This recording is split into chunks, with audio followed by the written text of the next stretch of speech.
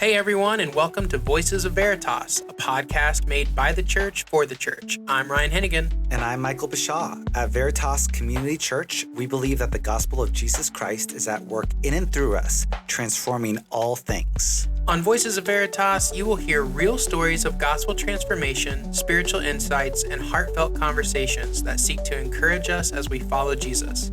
We invite you to join us twice a month to listen, learn, and grow in faith together.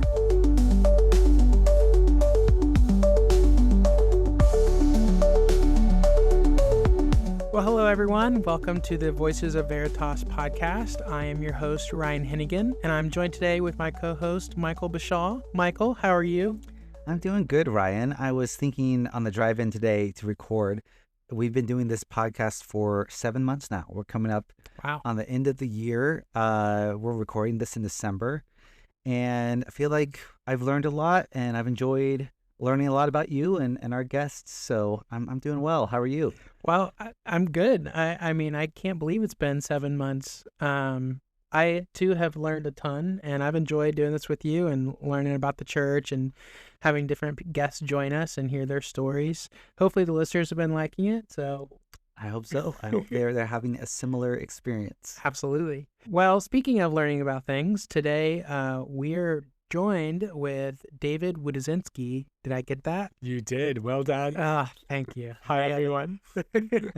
And David, you are a member of Veritas Tri-City, is that correct? That's correct, yeah. Perfect. And you have been a missionary to Uganda for several years now. Yeah, I joined my organization full-time really mid-2021, and I've been mostly in Uganda. I was in Cambodia for several months there in 2023, but back in Uganda now. So I'm going to tell on myself a little bit, but Uganda is in Africa. Correct. Yes, correct. Well, yeah. All right, perfect.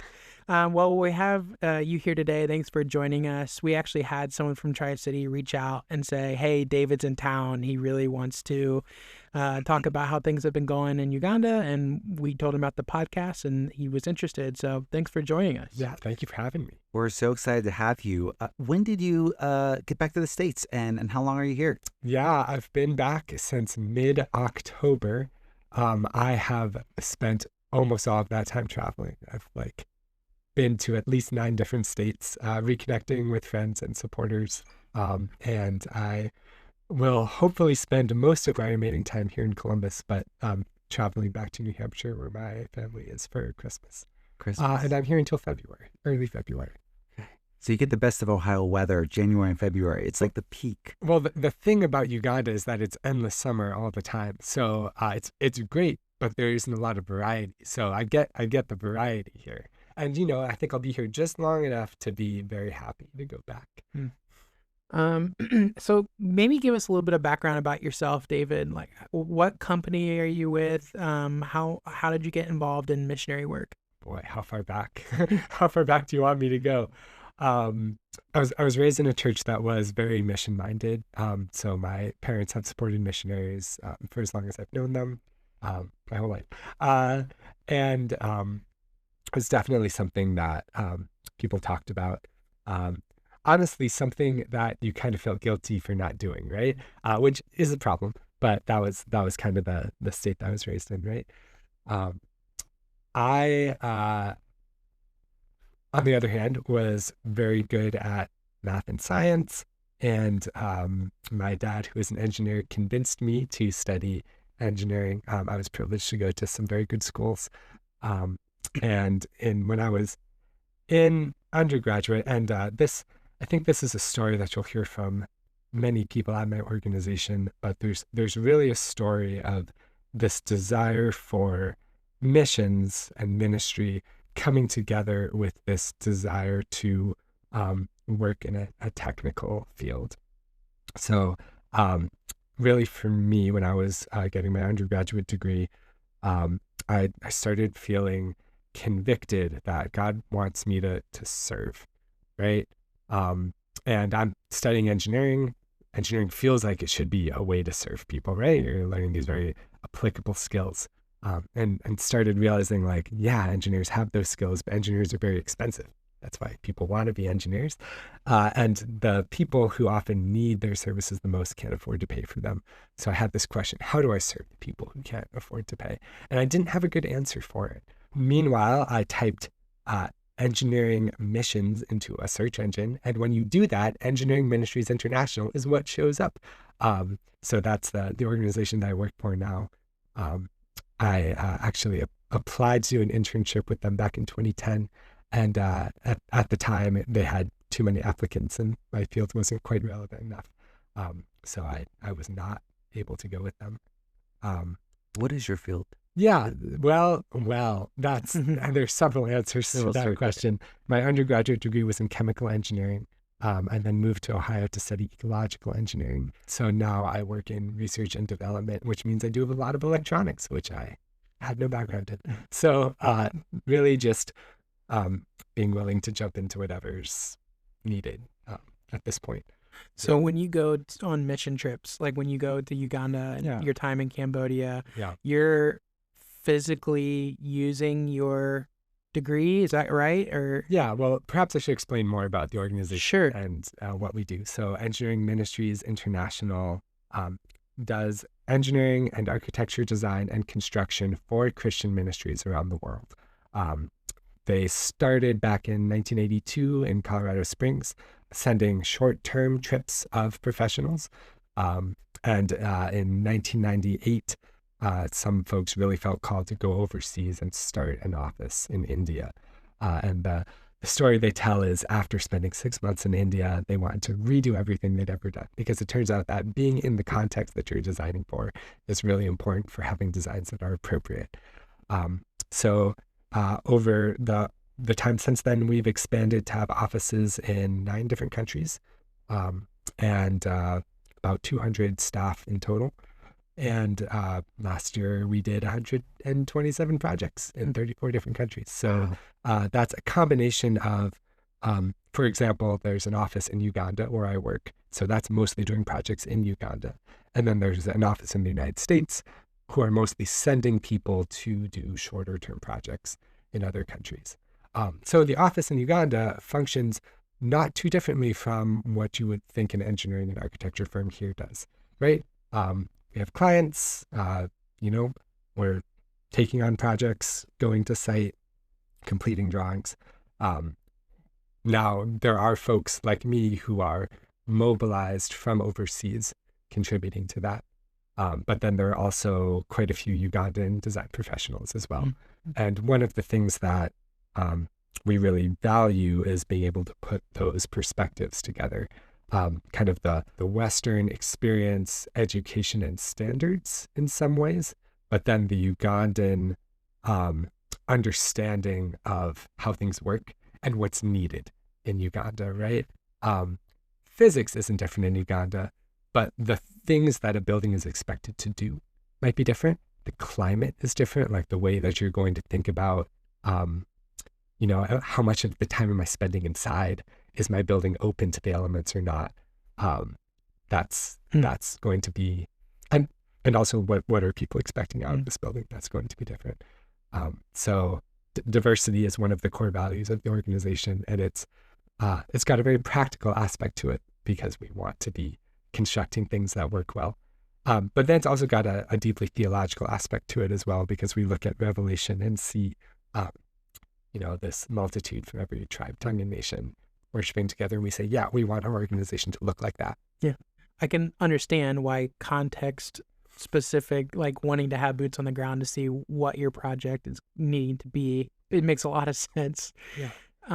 So I'm going to back up a little bit. So you mentioned that you were raised in the church and you kind of had this context of like, I think your word was like almost like guilt, right? Of like needing to be involved in missions. Like, is that why you like eventually kind of had this trajectory of like, well, I need to find out a way to use my degree for service? I don't think the guilt. Okay. So just to be clear about that. Great. I think God brought me on a much healthier track. Actually, there's a story I tell about that, which is I went on my first missions trip while in university with the organization that used to be called Campus Crusade for Christ.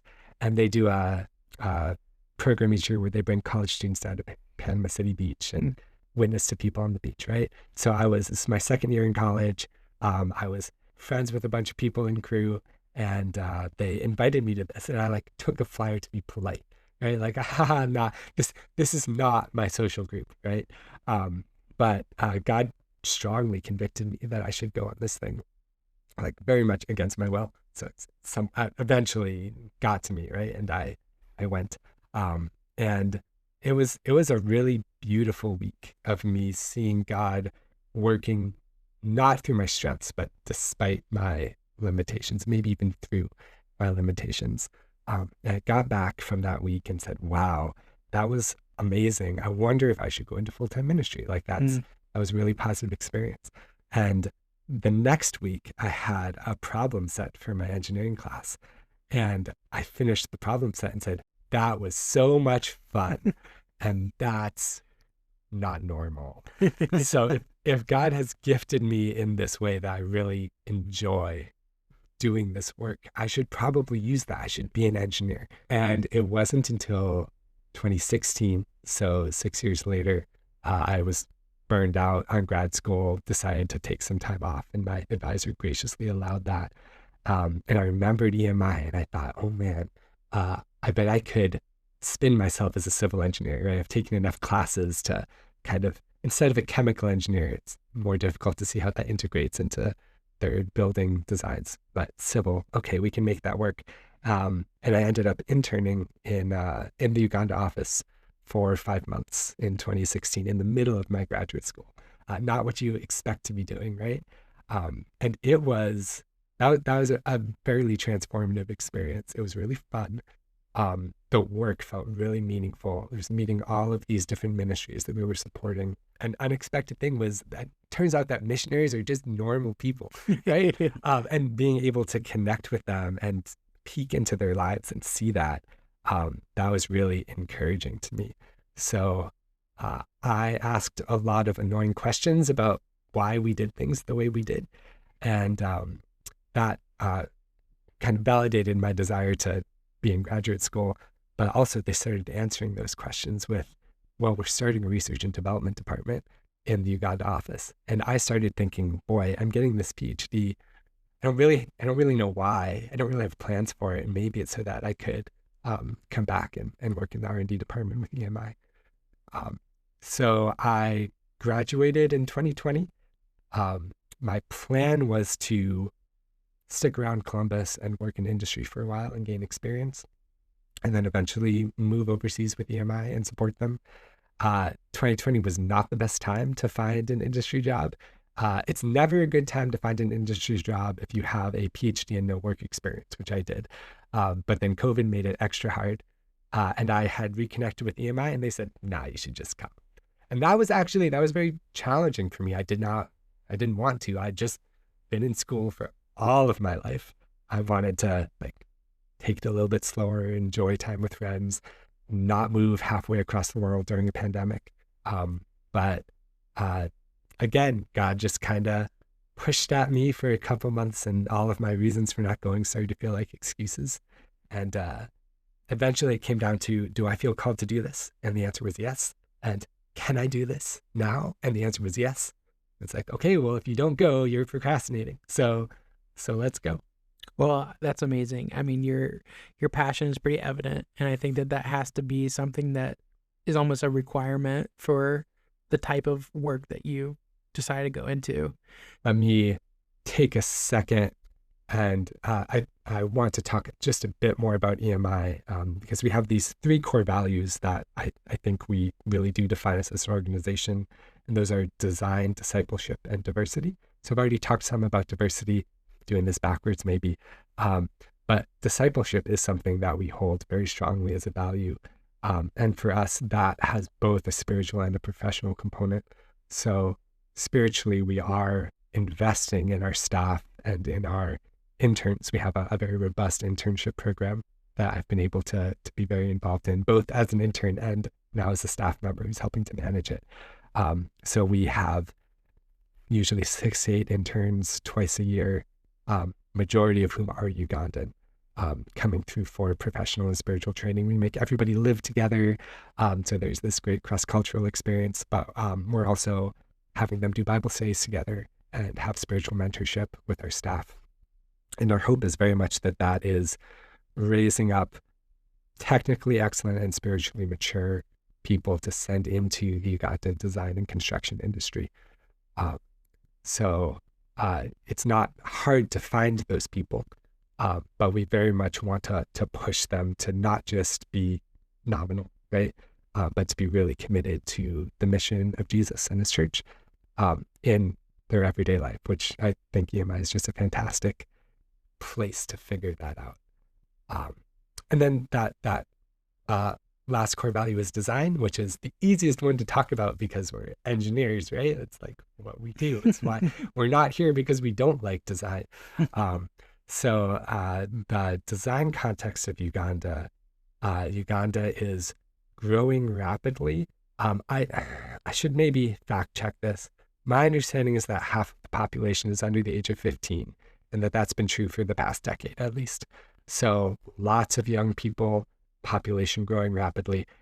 Most of the projects that we do in Uganda end up involving schools in some way or another. It seems like no matter how you get into serving in Uganda, you end up building schools because you just have all of these children and they need education.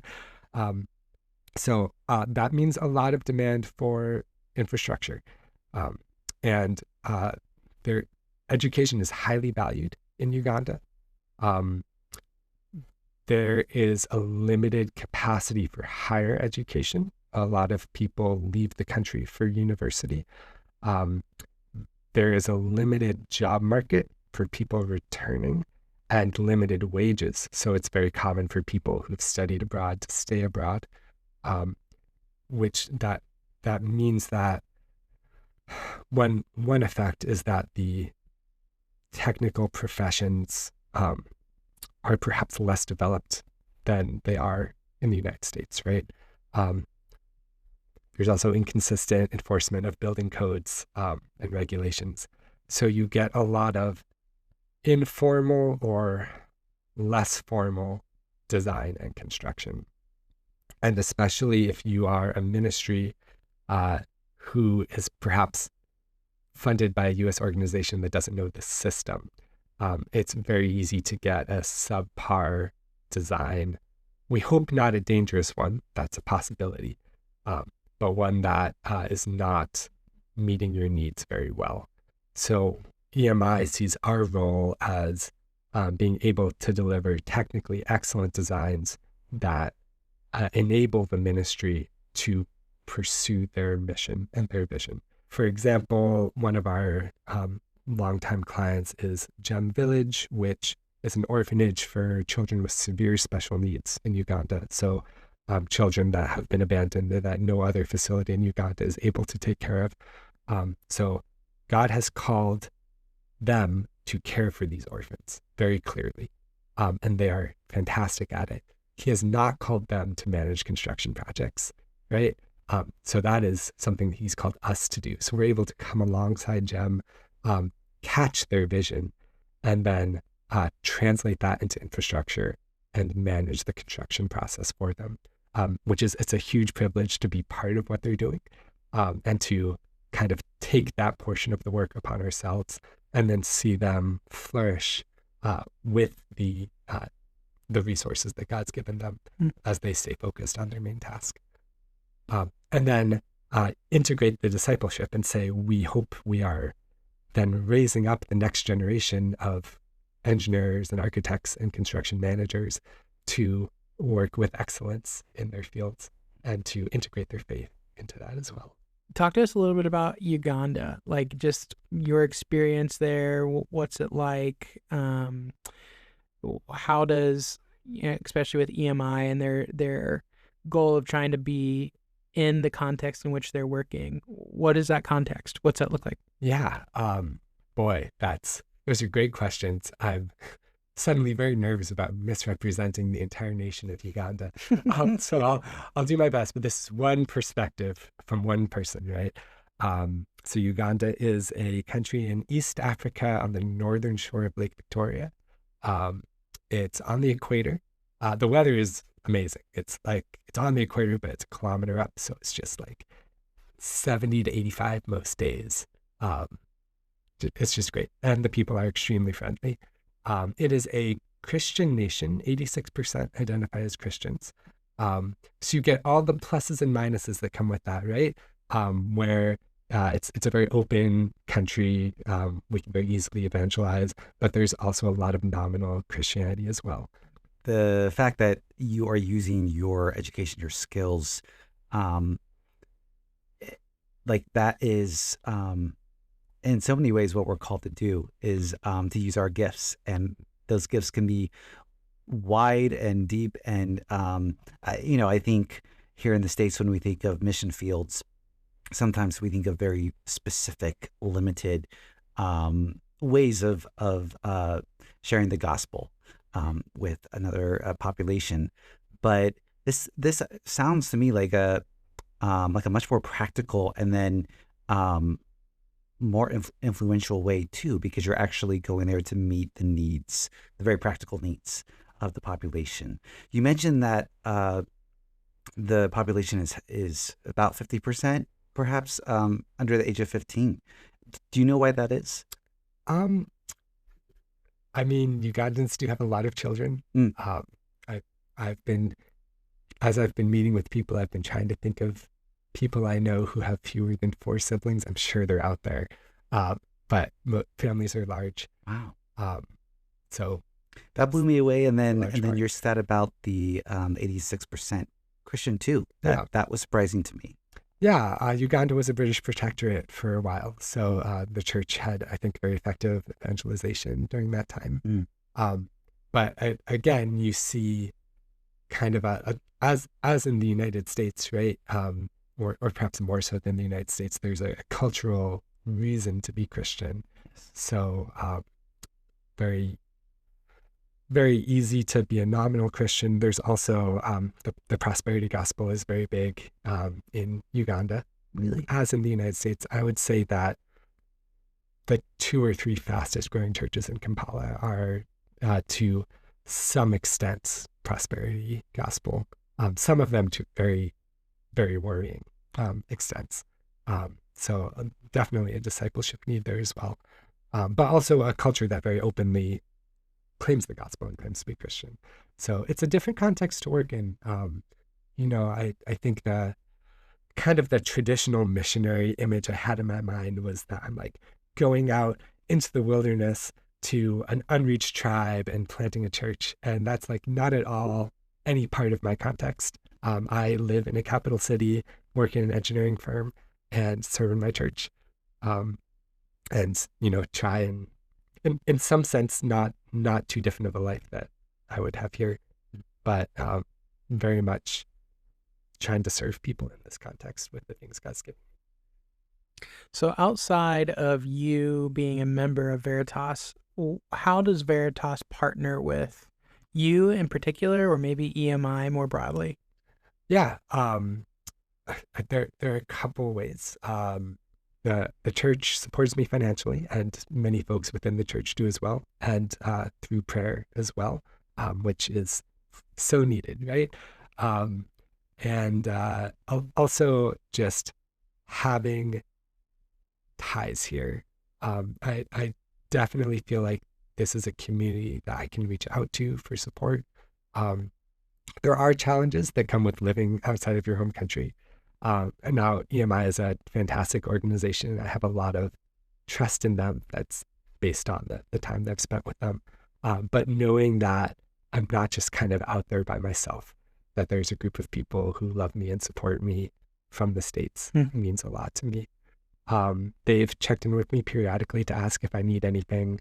I know I've been able to engage a couple times over video with folks. And there's like a formal way in which that happens. And then there's an informal way as well, where many of my closest friends attend Veritas and provide a lot of emotional and spiritual support. I would love to hear like what a typical, I don't know if there's a typical day in what you do in Uganda. What does a day look like? Can you paint a picture for us of yeah, your day-to-day work and ministry, and also like what are some challenges specifically associated with working in Uganda that you've maybe been surprised at or had to learn to acclimate or address?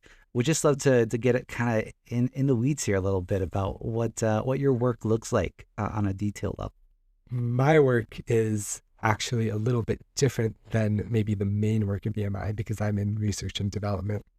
So kind of the usual EMI staff member is designing or constructing something, and I am causing trouble by asking people if they can do that in different ways. Kind of the way one of the ways to think about it is we very deliberately brought these people from different perspectives together because we believe that there's a lot of value in combining those. When you do that, questions come up, right? And engineers and architects solve problems. They try and solve some of those questions, but there are some questions that need more sustained attention or that would benefit from more sustained attention. So the regular designers, if you will, have deadlines to meet because we've got clients who need things constructed, and that's very appropriate. But research and development has the opportunity to select some of those questions and say, let's spend time on this. Let's actually do some experiments. Let's do some more extended calculations and see if we can come up with something that can be implemented across many different projects to improve the affordability or the appropriateness or the sustainability of our designs. One of the projects I've done was a first flush diverter design for rainwater harvesting systems. So we have many clients who want to harvest rainwater from their roofs, it's not a good thing to rely on that as your primary source of water. But sometimes if you don't have a lot of other options, it can be a good supplementary source. Usually when you do that, your roof is dirty, right? Just in general. When it rains, the rain will clean the roof, but the first amount of water that you collect will be dirty. So what you want to do is not collect that first amount and collect the rest. So it's common for a rainwater harvesting system to include some kind of first flush diverter to capture that first amount and let the rest flow into a storage tank. So we had constructed kind of a campus-wide rainwater harvesting system, which we had never done before, for a primary school that the Amazima Ministries International was building in Jinja, Uganda. And because our architects wanted everything to look nice, they had us put it underground. So we had never done that before either. So this was constructed in 2020, and in 2022, they told us that the water quality was very poor that they were getting out of that system. So we spent a while looking at the way we had designed that first flush system and trying out different piping configurations to say, okay, if we put 2 diversions, is that going to improve the water quality, and by how much, right? Or if we add extenders or floating seals into it, and really came up with some recommendations that ranged from make sure you insert the pipes in this direction because some of them are directional, to okay, if you've got a really really high velocity system, then maybe you'll do a more involved system with a floating ball to seal off the diversion. And that is now design guidance in our manuals for all the times that we build those systems, right? So you asked about my regular day. The way that usually works, I live in Kampala, the capital of Uganda, on the southern edge. Our office is about halfway between there and the airport in Tepe. It's about 40 minutes away. So I leave home around 7. There's a carpool that drives from my compound where several other EMI families live to the office. I do bicycle sometimes because it's the only way that I can get exercise into my life. So I've got an electric bicycle, which I highly recommend. Best form of transportation there is. So I'll bicycle sometimes, but sometimes I'll carpool. The work day is 8 to 4:30.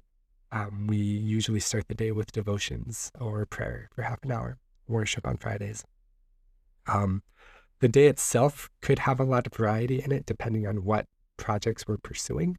R&D tends to stay near the office. We're not going on a lot of trips to sites because we're mostly asking questions and conducting experiments. Office provides lunch, which is usually some Ugandan American fusion, cooked by our wonderful cook, Carol. Could have a lot of things going on in the evenings. I've got a small group at my church that was somehow leading for a while. So that happens some evenings. At one point, I was regularly rock climbing with a friend at a quarry nearby. It gets dark fairly consistently at 6:30 to 7 most days, and light fairly consistently at 6:30 to 7 because we're on the equator. Travel is usually more difficult after dark.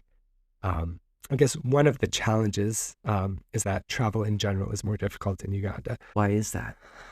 It's a combination of bad roads, a lot of traffic, and then people generally don't like traveling at night because they think it's less safe, which I guess means it is less safe.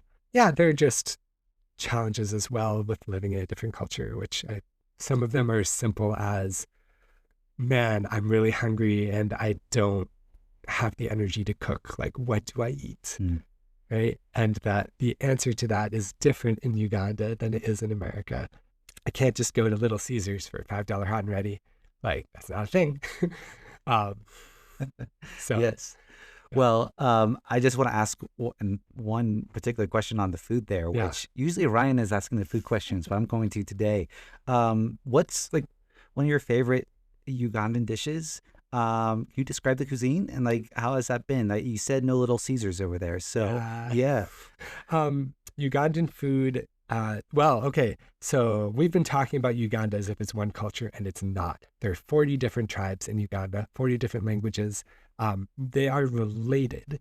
So there are maybe a couple major groupings, but there's still a couple major groupings in there. So I'm going to answer as best as I can. This is mostly based on the central region where I am. But Ugandan food is typically a starch, or better, several starches, with a sauce over the top. So the sauce is protein and or vegetables. The starch could be rice, it could be potatoes, it could be sweet potatoes, it could be cassava, it could be matoke, which is like a not at all sweet mashed banana. So you cook it and mash it. The closest thing is mashed potatoes, but it's not that. That is very popular in central and western Uganda.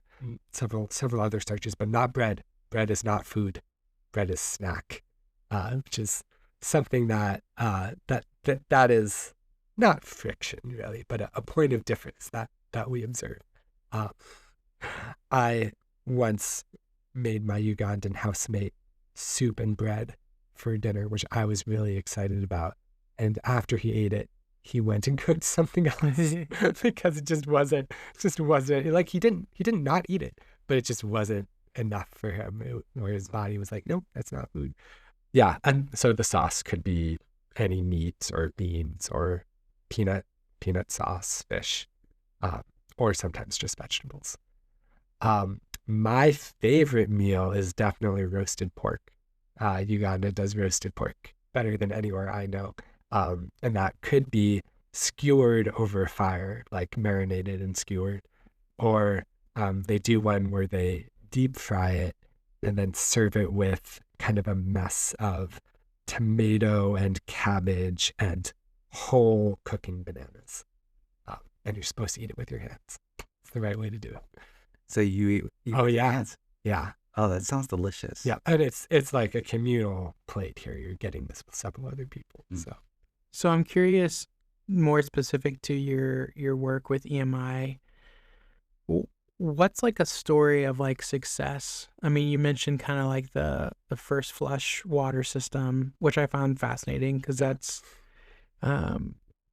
especially, here in the West, I feel like there's a huge emphasis on being environmentally friendly. And if I could see people, like I know people who would be like, man, that would be cool to have like a roof water rain collection system. But like, what's a story that you're like, yeah, when I think of success in the Ugandan mission field, this is what I think of? I have maybe two answers for that. One is very research and development specific, because I think one of our most successful projects was one where we conducted tests of different roofing systems and the temperature, the impact on indoor temperature underneath them. And this was one of the first projects we did. I actually wasn't involved in it at all. And it was because our office was hot, right? And the department is just starting out, and the office leadership is like, maybe you can make our office cooler. So we did some tests and found out that the air is actually fine, right? The air temperature in Uganda, at least to someone from the temperate Americas, it's just great all the time. Ugandans are wearing winter coats when it hits 60, but complaining that I'm in short sleeves. I'm like, you guys just don't know.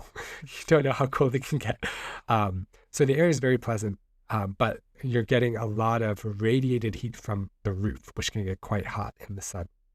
So we tested all kinds of different systems with different colored roofs. Most of the roofs that we design, at least, are metal, like an aluminum zinc coated steel. And in Uganda, those are often painted maroon because from a distance it looks like clay tile, which means the house is fancy. At least that's my personal opinion. So the color of the sheet can matter quite a bit. But then putting even a thin foil barrier underneath can reduce the temperature inside quite a bit. So we've got kind of a data set that we curated out of this. And I think that has impacted our designs, possibly more than anything else R&D has done. As far as an EMI project, the most feel-good project that's come out recently is the GEM Inclusive Playground. So I've mentioned the GEM Foundation before, an orphanage for children with special needs. So we've been building their campus since 2019. A couple of years ago, they came to us and said, okay, we've got housing, we've got a clinic, we've got some transitional housing for the children who age out of the orphanage, but we haven't done anything just for fun. And we really want a playground that the kids can enjoy. So my colleague Hannah Aronson somehow got like two of the most prominent inclusive playground designers in the United States to come and volunteer on a project to design and install this playground. And it is really cool. And one of the key things was this isn't a playground for special needs kids. It's a playground for everyone. Everyone can play together. Because of our specific expertise, we were able to empower the GEM Foundation to serve the church in the way that they are.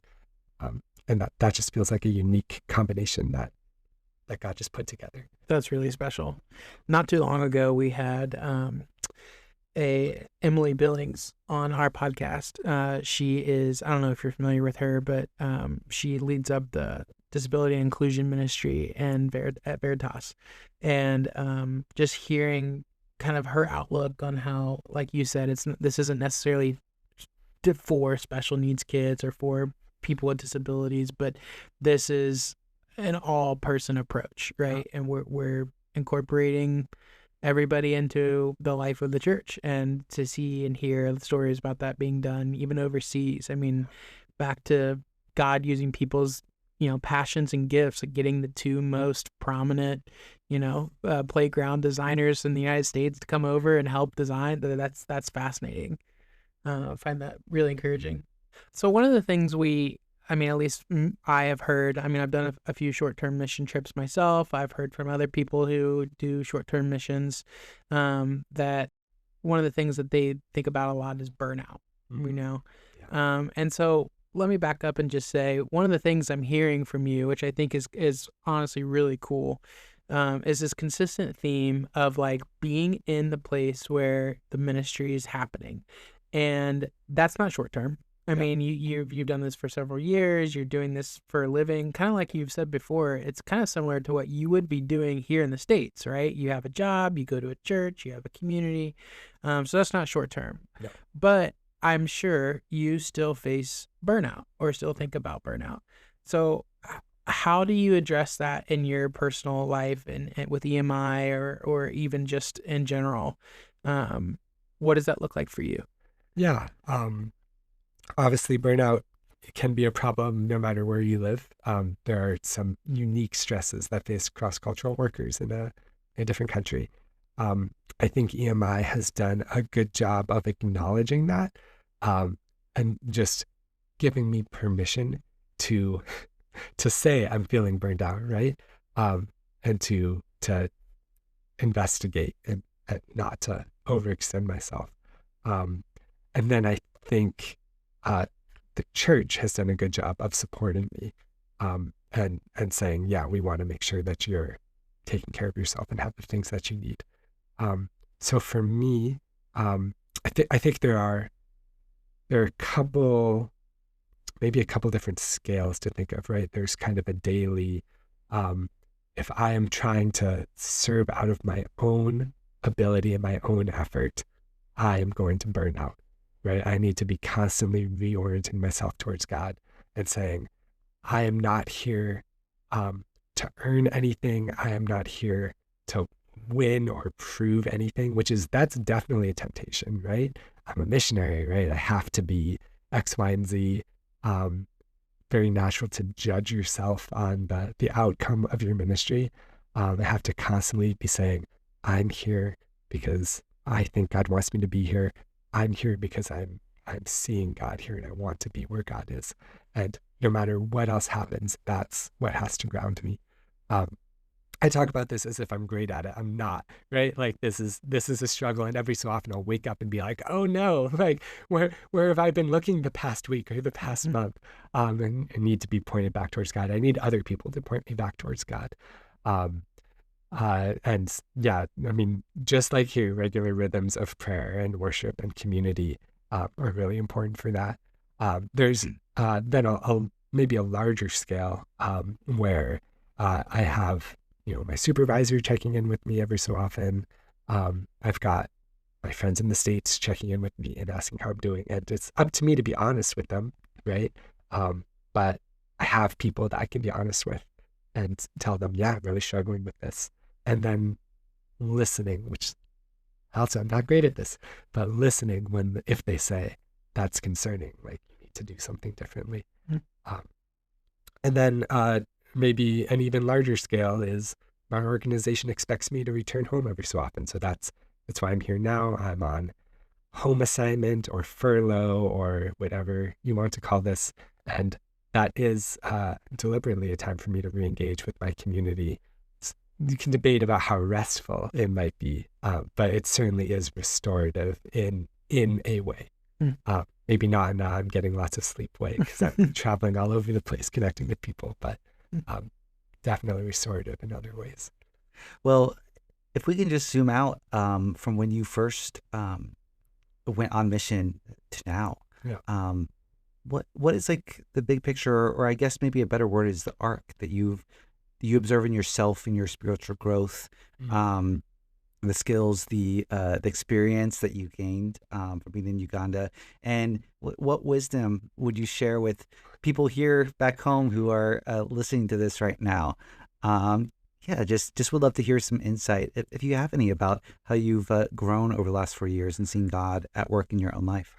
Yeah, that's a great question. I probably should have been more prepared for that. So I might flounder for a little bit here. I mean,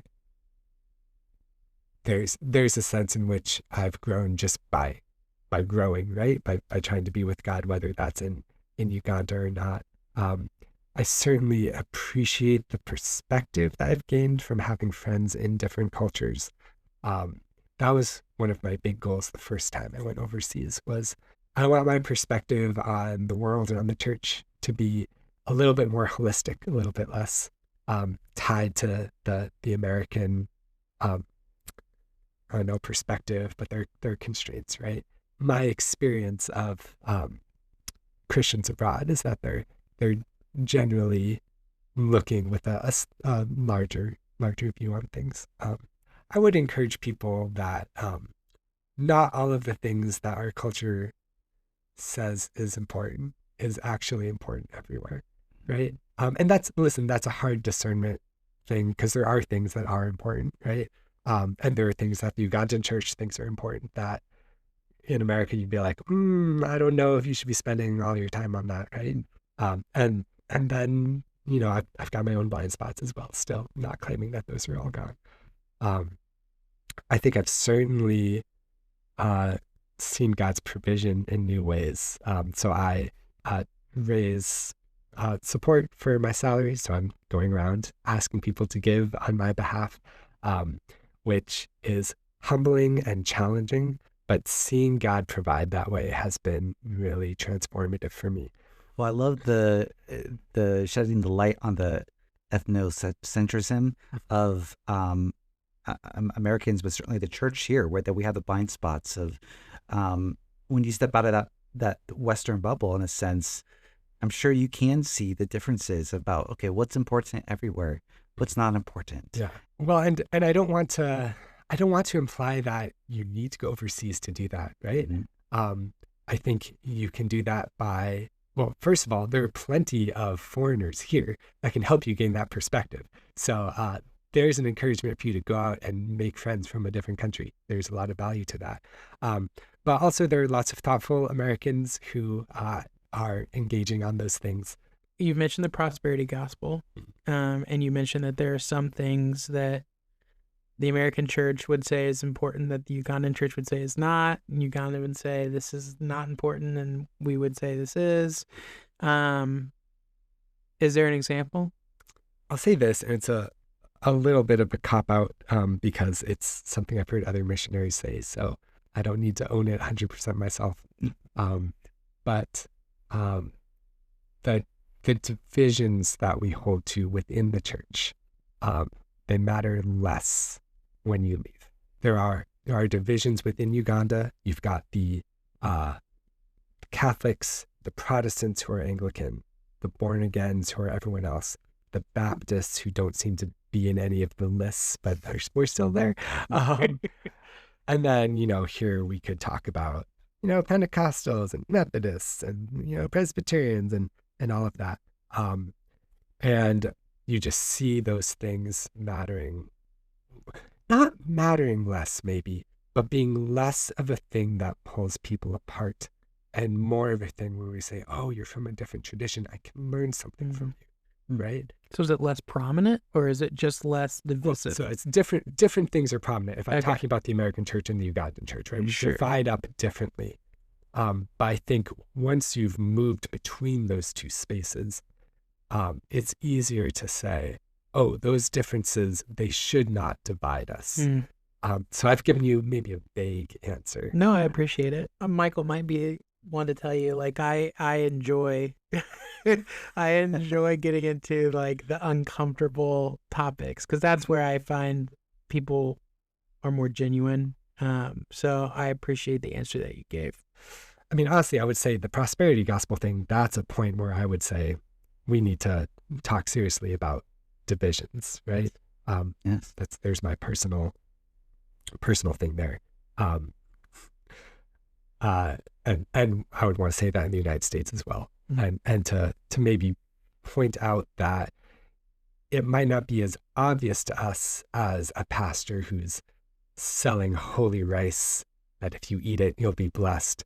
But I'm sure there are many people in America who are serving God out of the expectation that they'll get something. And just thinking about what in my own worldview have I dressed up in Christian clothes, but is not actually Christian. Like I've bundled this in with the gospel and it doesn't belong there. One question I think I'll end with, kind of circling back to more your personal story of how you got involved in missionary work. For people who are maybe discerning, should I be involved in missionary work? I mean, you made a good point earlier that you don't necessarily have to go overseas to encounter different cultures or live on mission. I mean, I highly agree with that. But specifically in the context of foreign missions, if somebody is trying to discern, kind of like you said earlier, maybe the guilt versus the like, okay, no, this is actually what God is trying to do. My excuses are feeling more like, disobedience, I guess. Yeah. What would be your advice to those people who are trying to discern that? Being on mission doesn't necessarily look like I'm going out and preaching the gospel on the street corners. In fact, for most of us, it probably doesn't. But there are many, many ways that we can contribute to the mission of the church. And I appreciate Veritas kind of showing many of those ways. That's one of the things that attracted me to the church at first. So if you're discerning going overseas, first I would tell you, well, you don't need to go overseas to be on mission. You don't need to be a formal missionary to be on mission, right? I think the people who stay here are just as much involved in the work of God as I am. I just get the privilege of being sent by the church and funded by the church for a specific task, right? Kind of a, I don't know, loophole in the economic system that I get to exploit. It's great. An idea out there that says, well, you shouldn't ask if you're called to go, you should ask if you're called to stay. I don't really like that. I actually think in, what is it? Oh, I'm forgetting which letter now. In one of Paul's letters, he actually says the opposite. He says, everyone should stay in the position they were when they were called.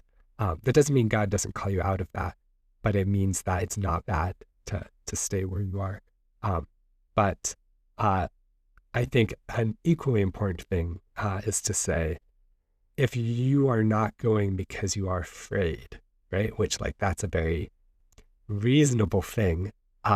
Moving overseas is frightening, right? But God might be calling you to a greater level of faith and saying, hey, he can provide for you. As I get older, I get the feeling that the will of God can be broader than just here's the one specific thing I need to do right now. So if you are discerning a call to move internationally, the will of God could be broad enough to include that call, and it could also be broad enough to not include that. And I would suggest talking with current missionaries, going on a short-term trip, seeing how it is, and not being afraid to try it. If you really think, yeah, God might be calling me to do this. I did that internship back in 2016. And then in 2021, I only signed up for 2 years. And my reasoning at the time was, if in 2 years I decide to stay, I'll have a good reason for it. And if I don't, then I'll have been obedient to God. And that's what matters here. So it's maybe not I'm going to do this for the rest of my life. I feel again, there's this image of the missionary where you pack your coffin with your things and go overseas. And there were people of amazing faith and faithfulness and perseverance who did that back in the 1800s and the 1900s. That's not the world we live in anymore. I can be on a plane and back to the United States in 24 to 32 hours, depending on my layovers. I can get vaccines for most of the diseases overseas, right? You do need to sacrifice your entire life to God, whether you stay or go. That doesn't necessarily mean that you're going to live in Africa for the rest of your life, right? So I would want to take some of the pressure off, thinking oh man, this is the rest of my life on the balance. Maybe not. The question is, what is God calling you to do right now? What's the next step? I appreciate how you said that, because I definitely agree with your vision, the way you outlined our understanding, our image of a traditional missionary. But yeah, it might not be your entire life. But well, I mean, just personally, David, I just want to say thank you for the service you gave to the kingdom, and I think it's interesting what you do and how you do it, and I'm glad you can tell your passion for it is definitely there. Thank you so much for joining us today and just telling us a little bit about you and about your work. And we'll definitely be praying for you and for EMI and the people you partner with in Uganda. Yeah, thank you. I really appreciate the opportunity to be here and talk with you, but also very much the opportunity to serve in the way that I do, which is only possible because Veritas and many of the people within Veritas partner with me to do it. So thank you. Absolutely. Yeah, thanks, David. We appreciate it. Well, that'll do it for us today on the Voices of Veritas. Thanks for tuning in, and we'll catch you next time.